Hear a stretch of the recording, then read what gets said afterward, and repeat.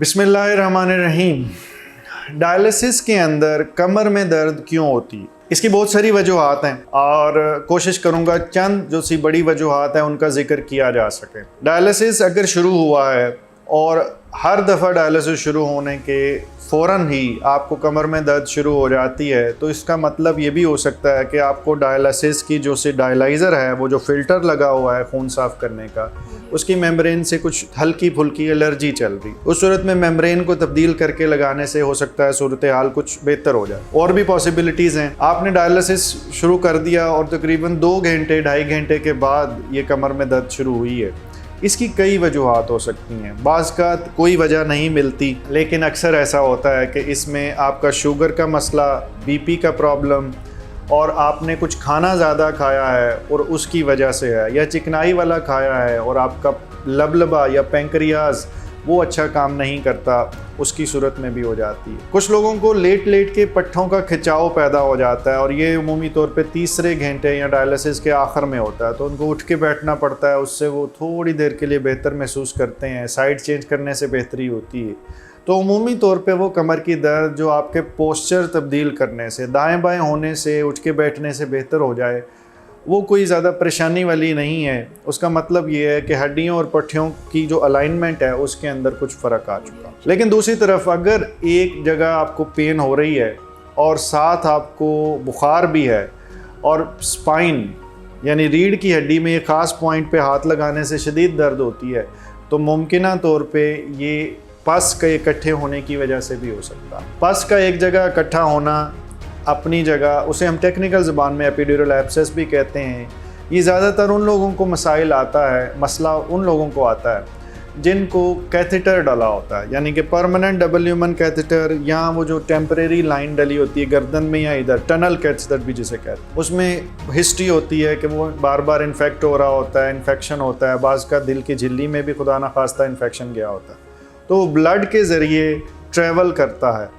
और यहाँ पे कुछ ऐसी इन्वायरमेंट ऐसी होती है कि यहाँ पे आसानी से वो प्रेसिपिटेट करता है और बाज़ का वो इन्फेक्शन जो रीढ़ की हड्डी का वर्टेब्रा होता है, जिसे मोरा कहते हैं, उसकी बाहर वाली झिल्ली या हड्डी को भी इन्वॉल्व कर सकता है। उस सूरत में हम उसे ओस्टियोमालाइटिस कहते हैं। अगर आप जहनी और जिस्मानी सेहत के बारे में इल्म, नए तरीका इलाज और नई से नई तहकीक के बारे में जानना चाहते हैं तो इस चैनल को सब्सक्राइब करें, बेल आइकन को क्लिक कर दीजिए।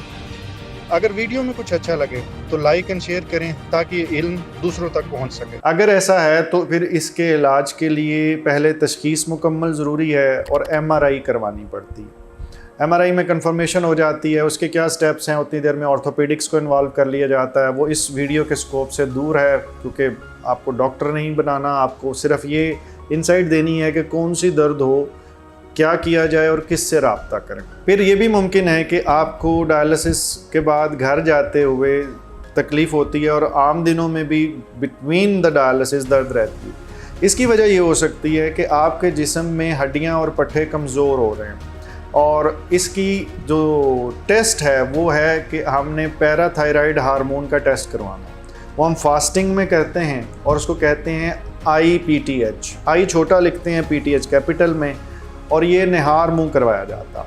इसके साथ कैल्शियम और फॉस्फेट का टेस्ट करवाया जाता है ब्लड में, और एक सीरम एल्ब्यूमिन का टेस्ट भी साथ होता है। जो लोग डायलिसिस करवाते हैं वो इनसे मानूस हैं। आम लोगों के लिए सुन के लगेगा इतने बड़े बड़े टेस्ट क्यों बता दिए, लेकिन जो लोग डायलिसिस करवाते हैं वो मानूस हैं। वो इसकी यूटिलिटी इस वीडियो की समझेंगे कि प्रैक्टिकली मौलिज के पास जाने से पहले वो टेस्ट करवा के जाएँ ताकि उनका टाइम बचे और मौलिज पहली मुलाकात में ही तशखीस मुकम्मल कर सके। अगर पैराथायराइड हार्मोन और कैल्शियम फॉस्फेट का बैलेंस ख़राब है तो दवाई एडजस्ट करने से बाज़ का ना सिर्फ कमर की दर्द बेहतर हो सकती है कि ओवरऑल जिस्म की दर्द भी काफ़ी बेहतर हो सकता है। एक्सरे हर दफ़ा ज़रूरी नहीं होता और अमूमी तौर पे अवॉइड भी किया जाता है, लेकिन बाज़ का अगर शक रह जाए तो एक्सरे, CT स्कैन और इवन MRI भी करवानी पड़ती है, लेकिन ये आप अपनी मर्ज़ी से ना करवाइए। रेडियोलॉजी या एक्सरे कमर का वो मैं आपको अपनी मर्ज़ी से करवाने की रिकमेंडेशन नहीं दूंगा।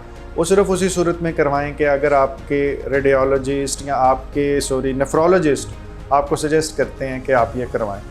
हाँ, आप ऑर्थोपेडिक सर्जन से मशवरा कर रहे हैं तो ऑफ कोर्स वो जिस तरह आपको सजेस्ट करेंगे वो भी आपको करना चाहिए। मैं एक चीज़ फिर यहाँ पे जिक्र कर दूँ कि बाज़ ये समझा जाता है कि डायलिसिस हो गया, दर्दों की दवाइयाँ जो उनसी हैं आप तो जितनी मर्जी इस्तेमाल करें, तो जो थोड़ा बहुत यूरिन आ रहा होता है वो भी ज़्यादा दर्द की दवाइयों से बंद हो जाता है। और दूसरे नंबर पे मैदे के अंदर मसाइल पैदा हो सकते हैं, एनसेड्स दिल के लिए भी ज़्यादा अच्छे नहीं होते। तो कुछ दिनों के लिए या 1-2 डोजेस अगर दर्द की दवाई की इस्तेमाल हो जाएं तो वो कोई इतनी बुरी बात नहीं, वो मैं खुद भी सजेस्ट करता हूँ बाज़ का जब हम मजबूर हो जाएं, लेकिन उसका रूटीन इस्तेमाल हर दर्द के लिए मुनासिब नहीं। पैनाडोल अमूमी तौर पे आप ले सकते हैं, लेकिन इसके अलावा कोई भी मेडिसिन लेने से पहले आप अपने मुआलिज से ज़रूर रब्ता कीजिए। अल्लाह ताला आपको मुकम्मल ज़िंदगी दे और दूसरों की ज़िंदगी मुकम्मल करने का शर्फ अता करे। शुक्रिया।